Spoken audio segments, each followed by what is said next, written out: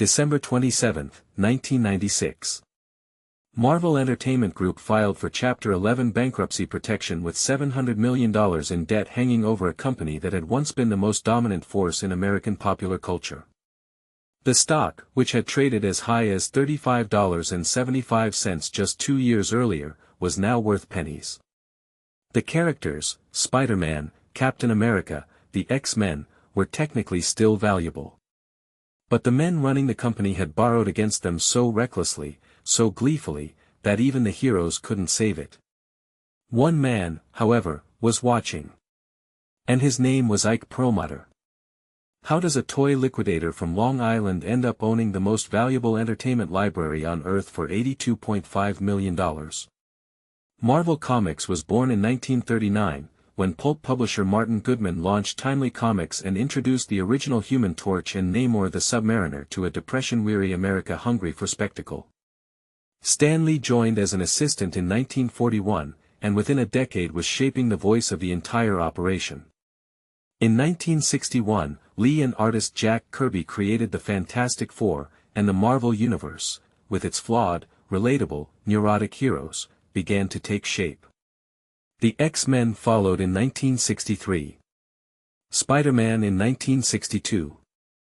Iron Man, Thor, The Avengers.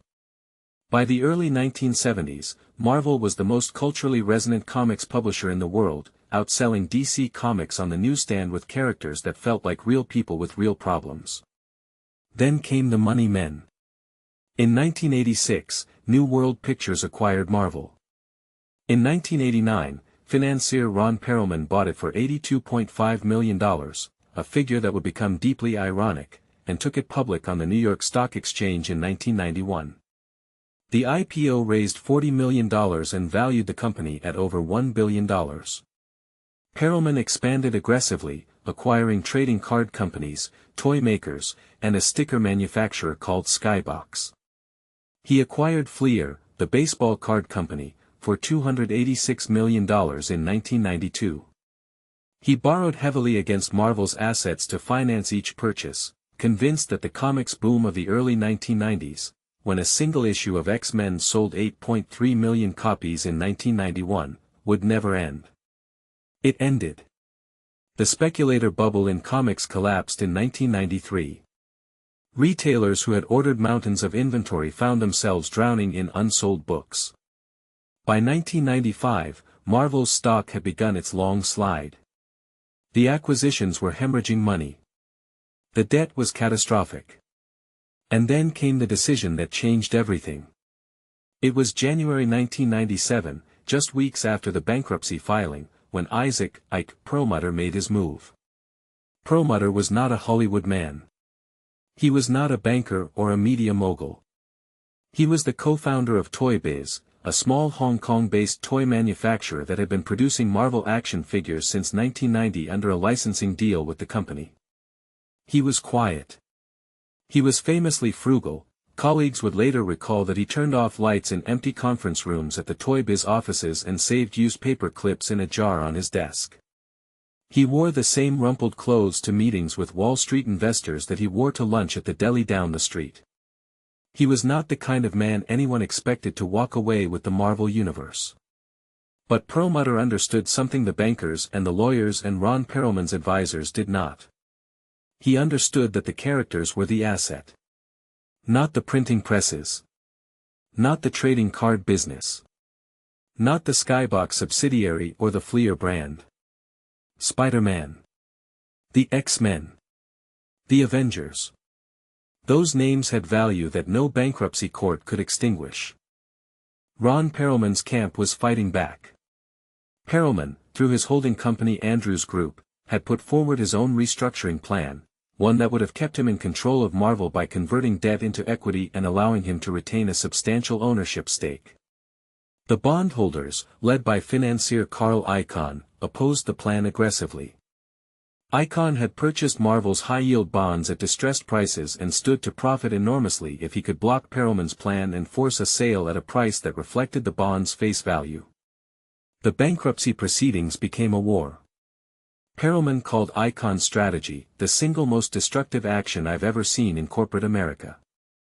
Icahn replied, in his blunt, unapologetic way, that he was simply doing what bondholders do. Into this legal and financial wreckage, Perlmutter stepped with his partner Avi Arad.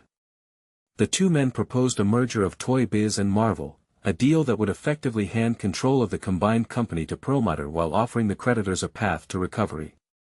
The final agreement, approved by U.S. bankruptcy judge Cornelius Blackshear in late 1997 and completed in October 1998, put the acquisition cost at approximately $82.5 million in equity value, almost precisely what Ron Perelman had paid for Marvel a decade earlier. Perelman had spent nearly $1 billion building his empire. He walked away with almost nothing. And Ike Perlmutter, the quiet man with the jar of paper clips, walked away with the most powerful character library in entertainment history. Ron Perelman did not go to prison. Carl Icahn walked away with a reported profit of more than $100 million on his bond position. The creditors recovered a fraction of what they were owed. But the people who truly suffered were invisible in the financial press, the 800 Marvel employees who lost their jobs in the restructuring between 1996 and 1998, many of them artists and writers and editors who had spent their careers building the very universe that the financiers had borrowed against and broken. Bill Gimas, who later became Marvel's publisher under Perlmutter, recalled the atmosphere in the offices at 387 Park Avenue South as a morgue with fluorescent lighting. Editors were let go with 2-week severance. The Fleer trading card division was eventually sold for essentially nothing. The Skybox brand was shuttered. The Heroes World Distribution Network, Perelman's ill-fated attempt to cut out the middleman by distributing Marvel Comics exclusively through his own company, had already collapsed in 1996, taking dozens of regional distributors and thousands of independent comic book shops with it. Heroes World is often cited by comics historians as the single most damaging business decision in the history of the medium. The market for single-issue comics has never fully recovered. And there was one unexpected consequence that no one in the bankruptcy court could have predicted. The distressed sale of Marvel's film licensing rights, desperate attempts to raise cash during the bankruptcy years, scattered the characters across Hollywood. Spider-Man went to Sony for a reported $7 million. The X-Men went to Fox. The Fantastic Four to a separate Fox deal.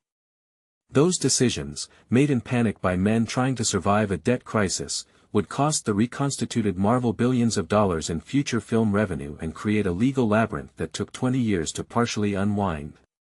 What the story of Marvel's bankruptcy really reveals is the oldest story in capitalism. It is the story of what happens when the map gets confused with the territory, when the financial instruments built around a thing become more real, in the minds of the men holding them, than the thing itself. Ron Perelman did not love Spider-Man. He loved what Spider-Man could be collateralized for. The difference between those two orientations is the entire distance between bankruptcy and empire. Ike Perlmutter loved, or at least deeply respected, the characters. He was famously protective of them, sometimes to a fault. When he took control of Marvel, he cut costs with a ferocity that shocked even veteran Wall Street restructuring teams. He banned first-class travel. He questioned invoices for $50.